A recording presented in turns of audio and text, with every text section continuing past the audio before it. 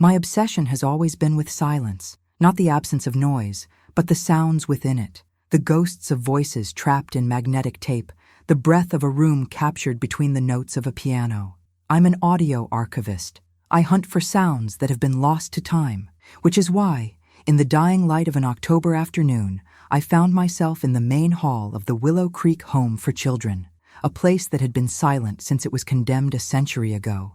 The year is 2025, but inside these walls, it is perpetually 1908. The air tastes of dust and forgotten grief. My equipment felt like an anachronism, a metallic intrusion into a world of decaying wood and peeling paint. I set up my binaural microphone, a sensitive piece of technology shaped like a human head, designed to capture sound exactly as we hear it. I placed it in the center of the vast, empty hall. My parabolic dish was aimed at the grand staircase, hoping to catch the whispers of the wind as it slipped through broken window panes. The goal was to capture the authentic soundscape of dereliction, the groan of a settling foundation, the scuttling of unseen things, the unique sigh of a building surrendering to nature. I put on my headphones, sealing myself away from the outside world, and hit record. For a moment, there was only the low hum of the equipment and my own breathing, amplified in my ears. Then, the sound of the house began to trickle in, a faint, mournful whistle from a cracked window, the soft patter of falling plaster. It was perfect. Then, through the delicate symphony of decay, a new sound emerged. At first, I thought it was static, a radio frequency bleeding through my gear. It was a hiss, a shushing sound that grew in volume. I checked my levels, my heart giving a slight, irritated thump. Interference was the enemy of clean recordings, but the hiss sharpened. It fractured, splitting into distinct streams of sound. It wasn't static, it was voices, not one, but many. They were faint, delicate, like the rustle of dry leaves, but they were undeniably human. Children. My blood ran cold. I strained to listen, turning up the gain until the background hum was a roar. The voices overlapped, a chaotic chorus of whispers. I counted them, my breath held tight in my chest. 1, 2, 3, all the way to 15. There were exactly 15 distinct whispers, each speaking a single, unintelligible word. The sheer impossibility of it made my head spin. It had to be a technical glitch, a bizarre feedback loop. My professional mind scrambled for a logical explanation, a lifeline to pull me out of the sudden, icy pool of fear. It was just the wind, I told myself, just the wind playing tricks in a cavernous space, creating acoustic phantoms. For a fleeting second, the rationalization worked. A wave of fragile relief washed over me. It was a fascinating anomaly, a recording I could analyze later in the safety of my studio. My curiosity momentarily eclipsed the primal dread. I adjusted the microphone, a small, foolish smile on my face, ready to capture this freak of physics. That was my first mistake, believing it was anything other than what it was. The relief was a thin sheet of ice over a deep, dark lake. It shattered the moment I settled back into my listening. The house was no longer just a passive subject of my recording. It felt active, aware. Every creak of a floorboard above my head now sounded like a footstep.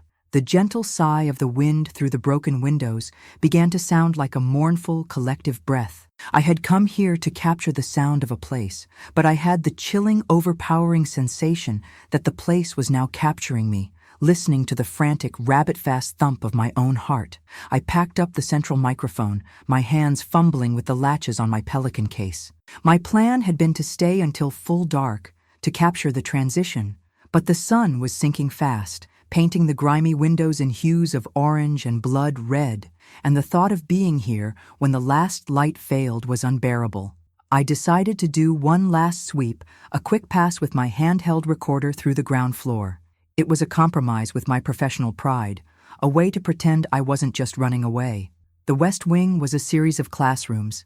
Small, splintered wooden desks stood in neat rows, facing a blackboard where the faint, chalky ghosts of letters were still visible.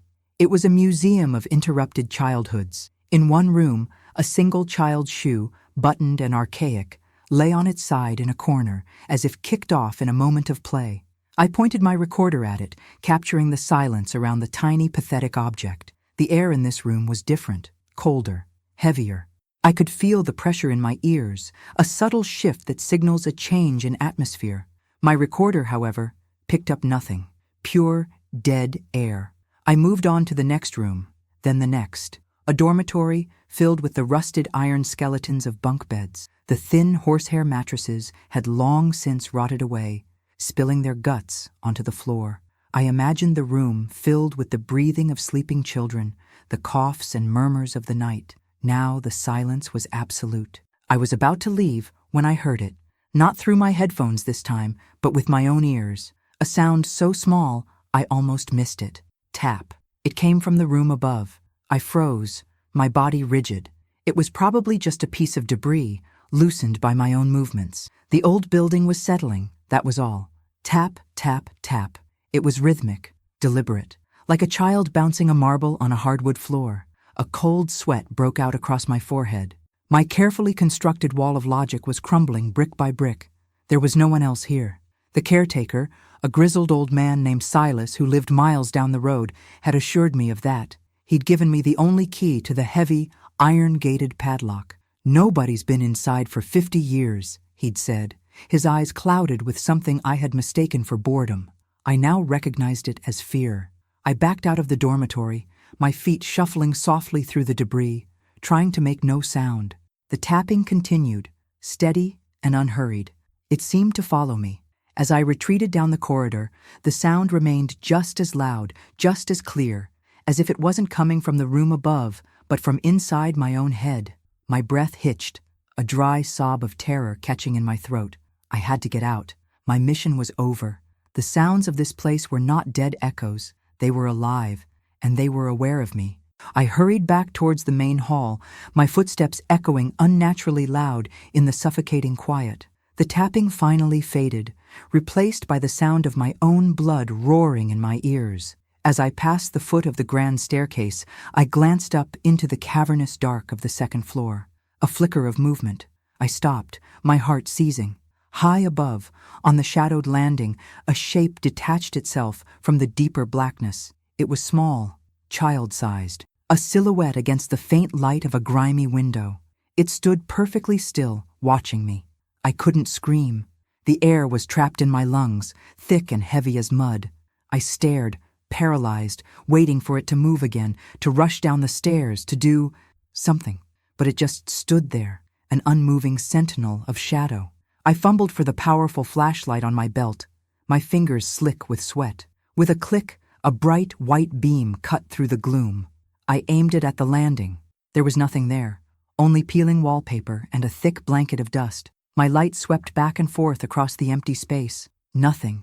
Had I imagined it? Was my mind, primed by the unsettling whispers and the rhythmic tapping, now conjuring specters from shadows? It must have been.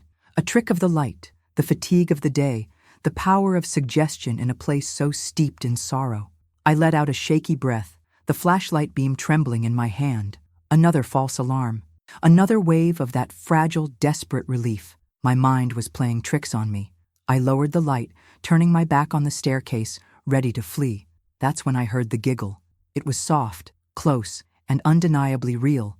It echoed from the very spot where the shadow had been. A little girl's giggle, a sound that in any other context would be joyful.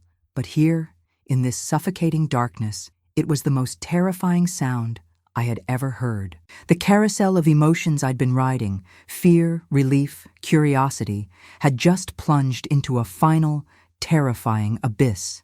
The fear was no longer about what I was hearing or seeing. It was about what these things wanted. My flight instinct finally took over. I scrambled for the main doors, my heavy gear bag banging against my hip. I didn't care about the equipment anymore. I just wanted the feel of fresh air, the sight of the evening sky. I reached the massive oak doors and shoved. They didn't budge. I shoved again, putting my entire body weight into it. It was like pushing against a wall of solid rock. Panic, cold and sharp, pierced through my terror. I was locked in, but that was impossible. There was no lock on the inside, only a heavy iron bar, which lay on the floor where I'd left it. I beat my fists against the wood, the sound a dull, pathetic thud that the house seemed to swallow whole. "Hello?" I shouted, my voice cracking. "Is anyone there? Let me out!" Only silence answered. The giggle was gone. The tapping had stopped. The house was holding its breath, waiting. I was trapped inside with whatever was here. My mind raced, searching for an alternative. The windows, they were huge, stretching from the floor to the 15-foot ceiling, but they were boarded up from the outside. Still, maybe one was loose. I ran to the nearest one, my fingers searching for a gap, a weakness in the old wood. I found a small crack and peered through. The world outside was slipping into twilight. I could see my car, a small, dark shape parked just beyond the overgrown lawn. It looked a million miles away. My search for an escape became a frantic, desperate tour of the ground floor. I moved from room to room, pulling on window frames, rattling locked doors that led to kitchens and pantries, all long since sealed. With every failed attempt, the house seemed to shrink around me, the walls pressing in. The initial, broad terror was coalescing into a sharp, focused dread. The threat was no longer amorphous, it was intelligent. It had let me in, and now it would not let me leave. I ended up in what must have been the headmistress's office. It was adjacent to the main hall, a large, stately room with a massive mahogany desk and towering, empty bookshelves. Unlike the rest of the house, this room was eerily tidy. The dust was just as thick, but there was a sense of order beneath it. A heavy, leather-bound chair was tucked neatly into the desk, as if its occupant had just stepped out. This room felt different, like the nerve center of the house. The silence in here was heavier, more profound. It felt like the source.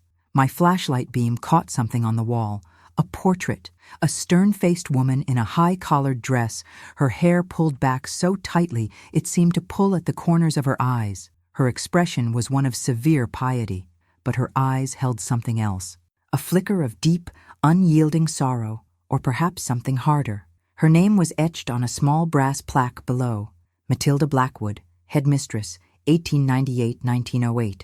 She had been in charge the year the home was closed, the year of the pact. I ran my light over the desk. It was completely bare, except for a single ornate inkwell, still stained with the ghost of black ink. The drawers were locked. I pulled on them, but they were solid. My gaze fell to the floor. The rug, a threadbare anachronism of faded roses, was slightly askew near the desk. Driven by a sudden, inexplicable impulse, I knelt and pulled it back. The floorboards beneath were dark and seamless, except for one. It was slightly shorter than the others, its edges cleaner, as if it had been pried up before. My heart hammered against my ribs. I used the edge of a heavy letter opener from my gear bag to work into the seam. The wood groaned in protest. After a moment of straining, it gave way, popping up with a soft crack. I reached into the dark cavity below. My fingers brushed against something cold and smooth. Leather. I pulled it out. It was a book, a ledger, its dark green cover embossed with the words, Willow Creek Home, Registry, 1908. It was damp to the touch, and the air around it smelled of wet earth and decay.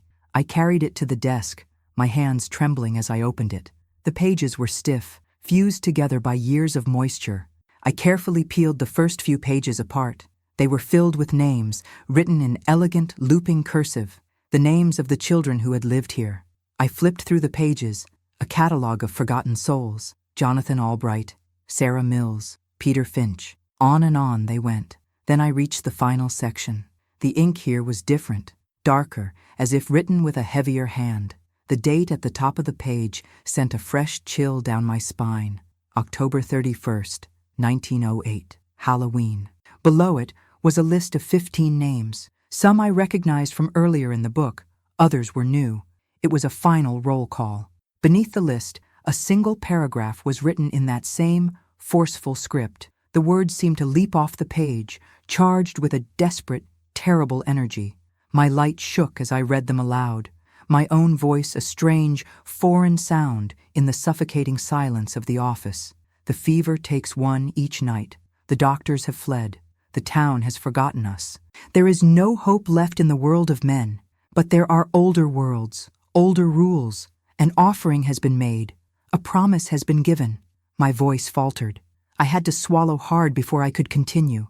The final sentences were written with such force that the pen had torn through the paper in places. Let the silence accept them in exchange for our survival. 15 souls for the rest, their voices for our lives. The pact is sealed. The moment the last word, sealed, left my lips, a sound like a cannon shot erupted from the main hall, a deafening, echoing boom that shook the very foundations of the house. It was the sound of a door, one of the 15 doors in the upstairs dormitory, slamming shut with impossible, violent force. It wasn't the wind. It wasn't a settling foundation. It was an answer, a confirmation. I had read the words. I had invoked the pact, and the house, and whatever terrible bargain had been struck within it, was now fully awake. The silence that followed the slam was worse than the noise itself. It was a hungry, listening silence, and it was focused entirely on me. The echo of the slamming door faded, but the silence it left behind was a physical presence. It pressed in on my ears, making them ache. I was no longer just an observer in this place. I had become a participant. By reading the words aloud, I had rung a bell in some deep, dark corner of history, and something had answered. My first thought was a blaze of pure animal panic. I scrambled back to the main doors, beating on them again, screaming until my throat was raw and scraped. It was useless. The old wood was as unyielding as a cliff face. The windows, too, resisted my frantic efforts, the boards outside holding firm, mocking my weakness. I was a rat in a trap, a very old, very patient trap. My scientific mind, my archivist's discipline, was my only defense against the rising tide of hysteria. I retreated to the relative sanity of the headmistress's office, the ledger clutched in my hand like a talisman. I had to think. I had to understand what was happening. I unholstered my equipment, not to record, but to analyze. The 15 whispers I had captured earlier, they weren't just random noise. The ledger had given them context. 15 souls, their voices for our lives. I plugged my headphones into my portable recorder and played back the file. There they were again, the delicate, overlapping whispers. Before, they were just a curiosity. Now, they were the voices of the lost. I listened intently, isolating the tracks in my mind, trying to catch a single, clear word. It was impossible. The sounds were a tangled knot of phonetics, but I had software for this. On my laptop, I had a powerful audio editing suite designed to deconstruct complex soundscapes. With trembling fingers, I transferred the audio file. The screen cast a pale, ghostly light on my face in the darkening room.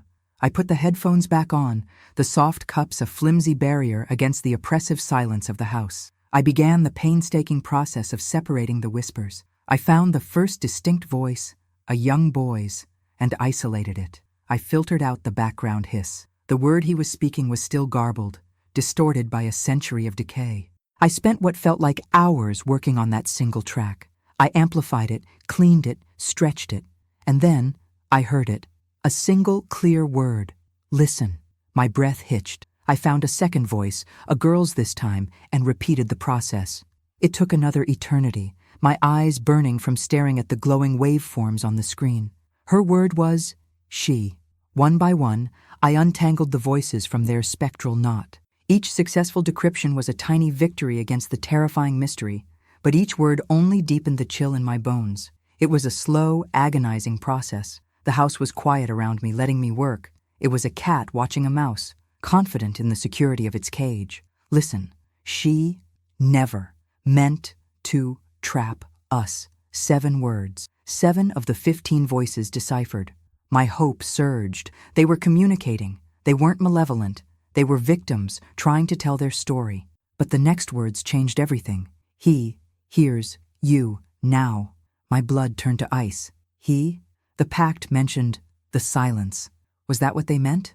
The entity that had accepted their sacrifice? I worked faster, my fingers flying across the trackpad. The remaining voices were harder to decipher, more faint, more desperate. Wants, a new voice, to guard the others. The final 2 words were the faintest of all, barely more than a breath of static. When I finally cleaned them up, the full message lay bare, a sentence stitched together from the ghost voices of 15 dead children. The full message was a plea and a dire warning.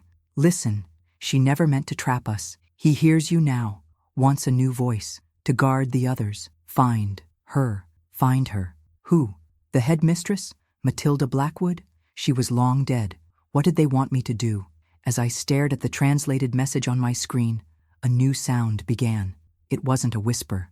It was a low, resonant hum that seemed to come from the very walls of the house. It started subtly, a vibration I felt more in my teeth than heard with my ears.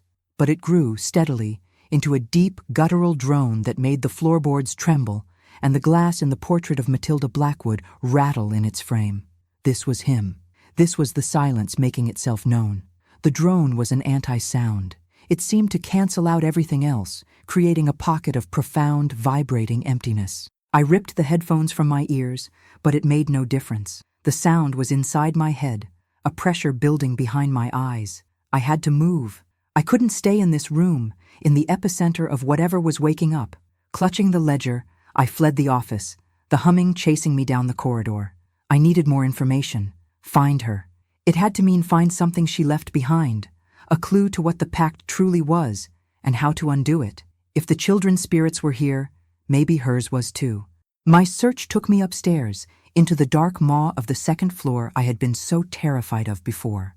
The fear was still there, a cold, hard knot in my stomach, but it was now overshadowed by a desperate sense of purpose. The children were asking for my help. The humming grew fainter as I ascended the grand staircase, as if its domain was primarily the ground floor. The air on the second floor was still and cold. This was the children's territory. I entered the long dormitory where I'd heard the door slam. The 15 iron beds were arranged in 2 neat rows. A profound sense of sadness permeated the room. This was the heart of the tragedy. I walked slowly down the aisle, my flashlight beam dancing over the rusted frames. At the far end of the room, one door was closed, the one I'd heard slam. It was made of heavy oak, just like the others, but it felt different. A coldness radiated from it. I reached out and touched the iron handle. It was freezing cold, the chill sinking into my skin, sharp and painful like a burn. I hesitated, then turned the handle and pulled. The door swung open without a sound. It led into a small, private room, barely bigger than a closet. It held a single, small bed, a nightstand, and a tiny barred window. This must have been an isolation room, or perhaps a room for a favored or sickly child. On the nightstand sat a small, leather-bound book, a diary. Its cover was unadorned, the leather cracked with age. It felt impossibly ancient in my hands. I opened it. The handwriting was childish, but neat. The first entry was dated September 1st, 1908. The name on the inside cover read, Annie L. Mills. I sat on the edge of the dusty bed and began to read, the narrow beam of my flashlight, my only companion. Annie's diary was a chronicle of life at the home. She wrote about her friends, the lessons, the stinginess of the cook, and the stern but seemingly fair headmistress, Miss Blackwood. But as September bled into October, the tone of the entries began to change. She wrote of a sickness, a fever that swept through the home. She described children being taken to the infirmary and not returning. Fear began to creep into her neat handwriting. October 24th, she wrote. Sarah is gone now too. Miss Blackwood gathered us in the hall. Her eyes were red. She said the town has quarantined us. No one can come in or out. She told us to pray. October 29th. We are so hungry. The food is almost gone. Peter coughed all through the night. Miss Blackwood spends all her time in her office. I hear her pacing at night. Sometimes I think I hear her crying. The final entry was dated October 31st. The handwriting was shaky, almost illegible in places. Miss Blackwood gathered 15 of us tonight, the strongest ones, she said. She took us to her office. She was holding a strange silver fork. It hummed when she touched it. She told us she could save everyone. She said she had made a bargain with an old power, one that would protect the home in exchange for a small price. We had to be quiet. We had to give our voices to the silence, just for a little while, so the others could live. She promised we would be safe. She looked at us, and she was crying. She said she was sorry. My own tears welled as I read the last, desperate lines from a child who had no idea what she was agreeing to. A silver fork that hummed. A tuning fork. That was the object that sealed the pact. The headmistress hadn't been a monster. She had been a desperate woman making an impossible choice, sacrificing a few to save the many. But she had been deceived. The silence did not just take their voices, it took them. As I closed the diary, my light fell upon a small, faded photograph tucked into its back sleeve. I slid it out. It was a formal portrait of Miss Blackwood and the 15 children from that final roll call. They stood in front of the main staircase, their faces pale and serious. Annie was in the front row, a small, somber girl with large, dark eyes. My gaze shifted to Matilda Blackwood. She stood behind them, her hands on the shoulders of two of the children. Her face was a mask of strained composure, and around her neck she wore a brooch. It was silver, fashioned in the shape of a weeping willow, its delicate branches cascading downwards. My breath caught in my throat. I knew that brooch. I had one exactly like it, sitting in a jewelry box on my dresser at home. It was a family heirloom, passed down through the women in my family for generations. My mother had given it to me, telling me it had belonged to her grandmother, who had received it from hers. A great-great-grandmother who, according to family lore, had been an orphan who worked for a time in an old children's home before leaving under a cloud of unspoken tragedy. Her name was Alara Blackwood. My namesake, Matilda Blackwood, was my ancestor. The realization hit me with the force of a physical blow. I wasn't a stranger here. I wasn't an intruder. I was family. This history, this tragedy, was written in my blood. The house wasn't just holding me captive. It was calling me home. The children's final words echoed in my mind.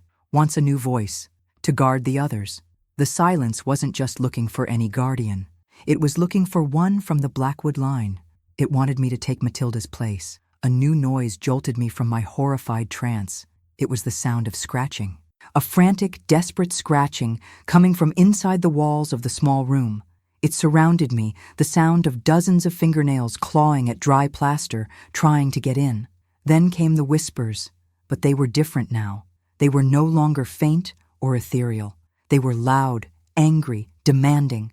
The 15 voices of the children swirling around me in a vortex of sound, all speaking at once. And through their cacophony, a new voice emerged. It wasn't a whisper. It was a thought, planted directly into my mind, cold and sharp and heavy as a block of ice. You belong here. It was him. The silence. It was no longer humming in the walls. It was speaking in my head.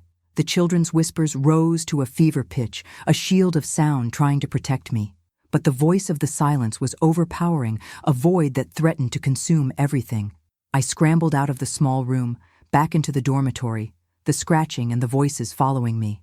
The connection to Matilda hadn't given me power. It had made me a target, a candidate. I now understood the full, horrifying truth. The pact hadn't ended in 1908. It was merely dormant, waiting for a new guardian to arrive. And I had just walked right through the front door. The house was no longer a prison. It was my inheritance and my tomb. The voice in my head was a crushing weight. You will stay. It wasn't a sound to be heard, but a pressure to be endured. It vibrated through my bones, attempting to extinguish my thoughts, my will, my very self, replacing it all with a single, bleak command: submit. The angry, desperate scratching from within the walls intensified, the noise of 100 rats trying to chew their way through. But through that psychic and auditory assault, another sound began to emerge. It was the children. Their 15 whispers, once a chaotic plea, were now coalescing. They were weaving themselves together, not into a sentence, but into a kind of melody, a strange, discordant hymn of ghosts. It was a thin, fragile sound, but it was a shield. It pushed back against the crushing pressure of the silence, giving me a pocket of air in the suffocating void, a space to think. I realized they weren't just warning me anymore. They were trying to guide me.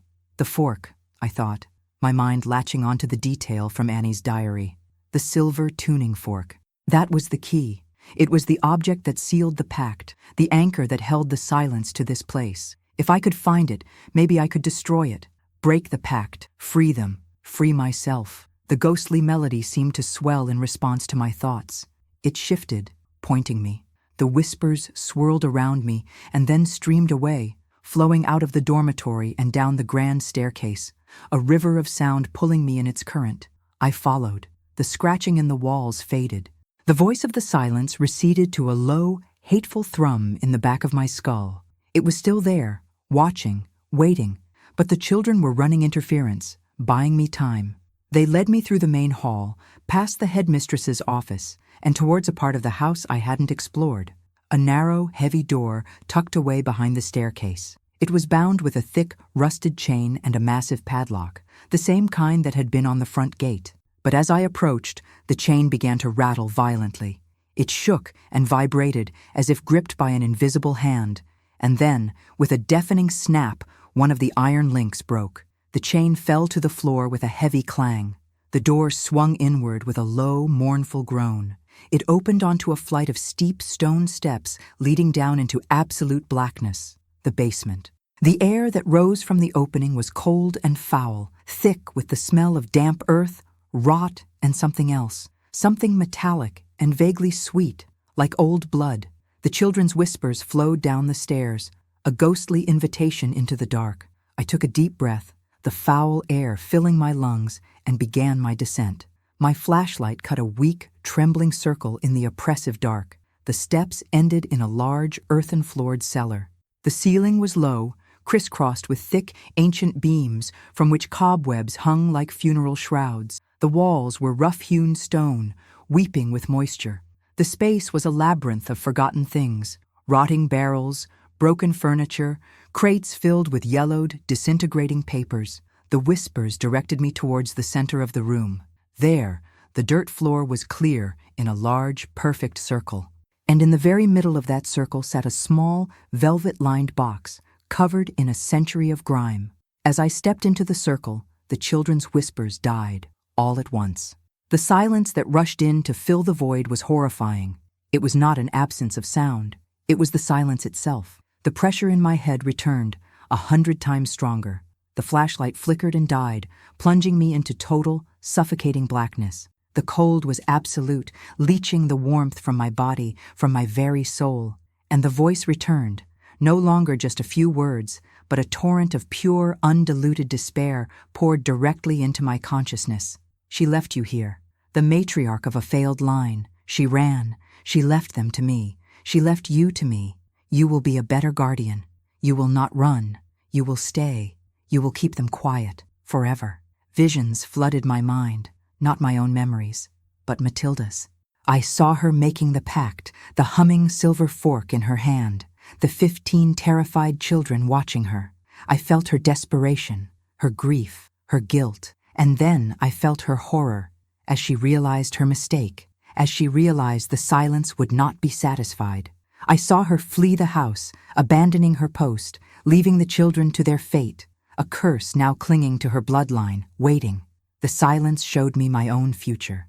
Me, a spectral figure, forever walking the halls of this house, my only purpose to enforce the pact, to keep the children's souls trapped and silent. It showed me my body, left to rot in the basement, while my spirit became a jailer.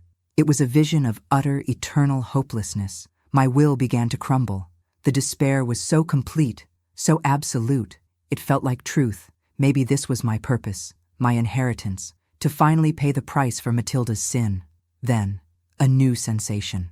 A tiny, warm spot on the back of my hand, a phantom touch, and with it, a single, clear whisper, not in the air, but right beside my ear. "Annie, we are sorry," she whispered. She didn't know. "Please." Her voice, so small and so brave, was a pinprick of light in the crushing dark. It was the spark I needed. My purpose wasn't to inherit the curse, it was to end it. I fought back against the psychic assault, focusing on that single point of warmth on my hand. I dropped to my knees, my hands scrabbling in the dirt, searching for the box. My fingers brushed against the cold velvet. I seized it. The moment I touched it, the silence screamed in my mind, a psychic shriek of pure rage. The cold intensified, and a phantom weight pressed down on me, trying to crush me into the earth. I struggled to open the box, my fingers numb and clumsy. The latch was stiff. With a final, desperate effort, I snapped it open. Inside, nestled on a bed of faded silk, was the tuning fork. It was made of a strange, dark silver that seemed to drink the very idea of light. I grabbed it. It was cold as death, but it hummed with a latent, terrible power. This was the heart of the curse. "You are mine!" The silence roared in my head. "No," I whispered, my own voice a foreign, defiant sound in the void. "You lose." I brought the tuning fork down with all my strength against a large stone protruding from the floor. For a moment, nothing happened. Then a high, piercing note shrieked from the fork, a sound of pure agony. A hairline crack appeared on its surface. I struck it again. The note rose in pitch, unbearably loud, a physical force that threw me back. The fork vibrated, and the crack spread. The silence shrieked again, its psychic voice cracking, losing its hold on me. I scrambled forward and struck the fork one last time. It shattered. The explosion was not of sound, but of sound's return. A deafening sonic boom erupted from the point of impact. It was the sound of a century of stolen voices being released all at once. The collective shout, scream, cry, and laugh of 15 children freed from their prison of silence. The shockwave of their release threw me across the room. My head hit the stone wall, and the world dissolved into a brief, merciful blackness. When I came to, the basement was still dark, but it was a normal, empty darkness. The oppressive cold was gone. The voice in my head was gone. The air was just air, stale and damp, but blessedly neutral. I fumbled for my flashlight. I clicked it, and to my immense relief, the beam sprang to life. It illuminated the circle of dirt. The velvet box was empty. Of the tuning fork, there was nothing left but a sprinkle of dark metallic dust that was already dissolving into the earth. And then I heard one last sound. It was the collective sigh of the 15 children, a sound of pure, untainted relief. I saw them for a second, not as shadows, but as faint, shimmering outlines of light in the darkness. They looked at me, and I felt a wave of gratitude and peace wash over the room. Then, one by one, they faded away, like smoke caught in a breeze, until there was nothing left. They were free. I staggered up the stairs, my body bruised and aching, my mind a jumble of exhaustion and disbelief. The house felt different. It was just a house now, an old, empty, decaying building. The oppressive atmosphere had lifted. The malevolence was gone. I walked to the great oak doors at the front of the hall. I reached out, my hand trembling, and pushed.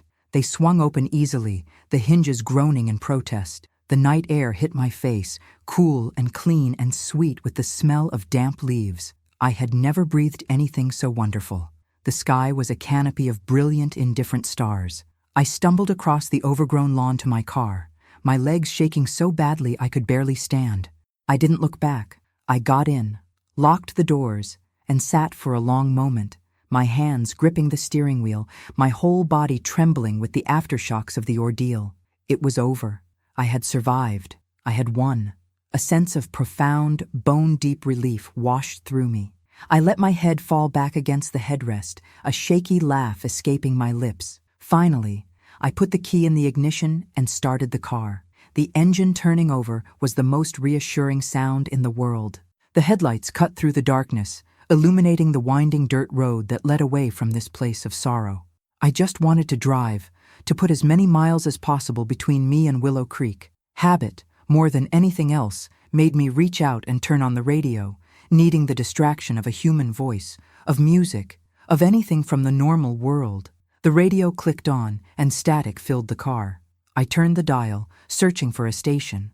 The static cleared, but it wasn't replaced by music or a talk show. It was replaced by silence, a deep, profound silence, just like the one in the basement.